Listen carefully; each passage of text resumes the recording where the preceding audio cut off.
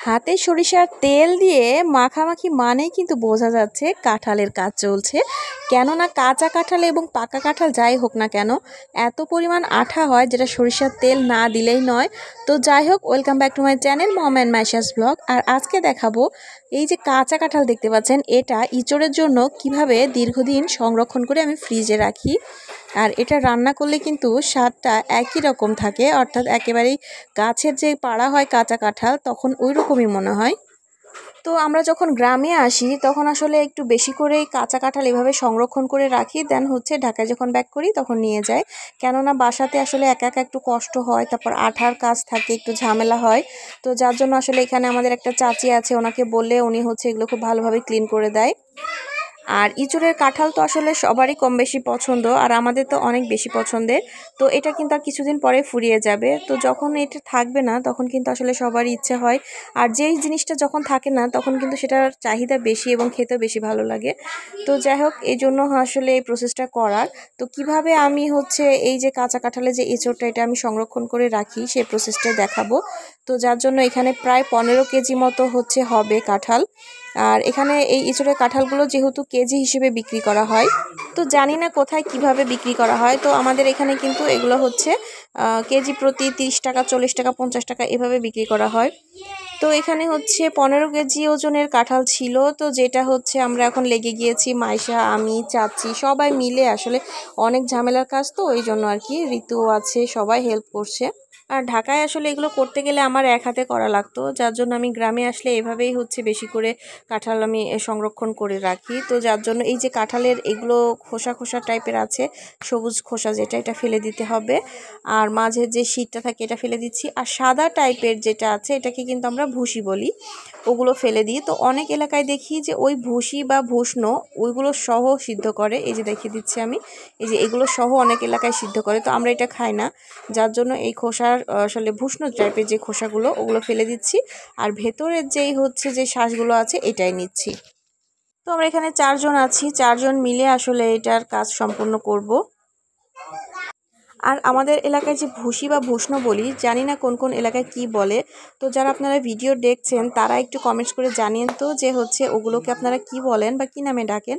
তো যাই হোক, এখানে এই তো হচ্ছে যে এগুলো হলো কাঁঠালের যে ইঁচড়।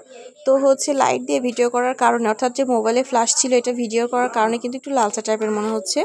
তো এটা কিন্তু আসলে এতটা লালচেও না, একেবারে ইঁচড়ের জন্য পারফেক্ট ছিল। তো আমি এটা খুব ভালো মতো ক্লিন করে নিচ্ছি আর খুব ভালো মতো ধুয়ে নিয়েছি। ধোয়ার পরে প্রসেসে চলে যাচ্ছি। চুলাতে একটি কড়াই বসিয়ে দিয়েছি এবং অল্প কিছু পানি দিয়ে নিচ্ছি। পানিটা যখনই একেবারে টকবকে গরম হয়ে যাবে, অর্থাৎ ফুটে উঠবে, ঠিক তখনই আমি কাঁঠালের ওই সারগুলো, আমরা কিন্তু এটাকে সারই বলি, জানি না কোন এলাকায় হচ্ছে এগুলোকে কি বলেন। তো হচ্ছে এটা থেকেও মাইন্ড করবেন না, কারণ এলাকাগত কিছু নাম তো থাকেই। তো সেই সারগুলো হচ্ছে আমরা এখানে অ্যাড করে দিচ্ছি। তো এই যে আরেকটা চুলাতেও বসিয়ে দিয়েছি, অর্থাৎ যেহেতু অনেকগুলো তো এক চুলাতে হবে না, তো এই পানিটা গরম হয়ে গিয়েছে। আর পানি কিন্তু এখানে অনেক বেশি করে দিতে হবে বা একদম পুরো সিদ্ধ করতে হবে এমন কিছু না, অল্প একটু পানি দিয়ে জাস্ট ভাপিয়ে নেওয়ার মতো অবস্থা। একটু ভাপ দিয়ে নরম হয়ে আসলে উঠিয়ে নিব, খুব বেশি সিদ্ধ করব না। তো সামান্য একটু পানির মধ্যে এখন এক এক করে সেই কাঁঠালের সারগুলো আমি উঠিয়ে নিচ্ছি।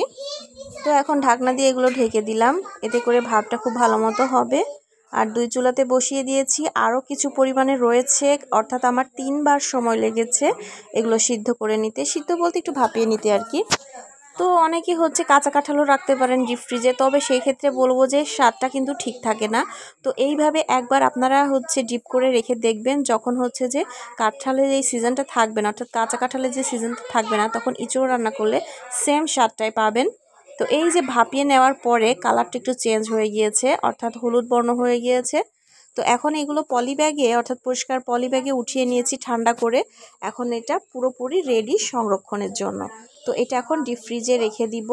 তো এগুলো কিন্তু শিখেছি আমার মায়ের কাছ থেকে, আমার মাও এভাবে অনেকগুলো হচ্ছে রাখে। তো এই ফ্রিজে এগুলো যেগুলো রাখছি দেখেছেন, এই যে এগুলো আমি হচ্ছে নিয়ে যাব। আর আমার মাও এভাবে অনেকগুলো রেখেছে আরেকটা ফ্রিজে।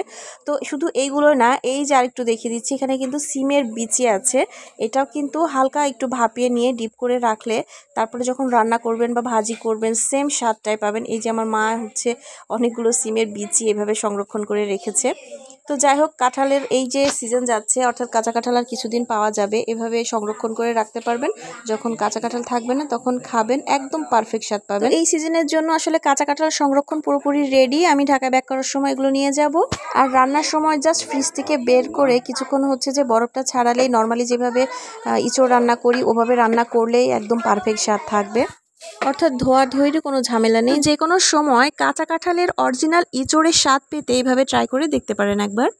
আর ভিডিওটি যারা দেখলেন তাদেরকে তো অসংখ্য ধন্যবাদ। এতক্ষণ যারা সাথে ছিলেন, নতুন নতুন ভিডিও দেখার জন্য অবশ্যই মম অ্যান্ড মাইশা ব্লগের সাথেই থাকবেন। আর হ্যাঁ, ভিডিওটা ভালো লাগলে লাইক দিতে ভুলবেন না কিন্তু। আজকের মতো আল্লাহ হাফেজ।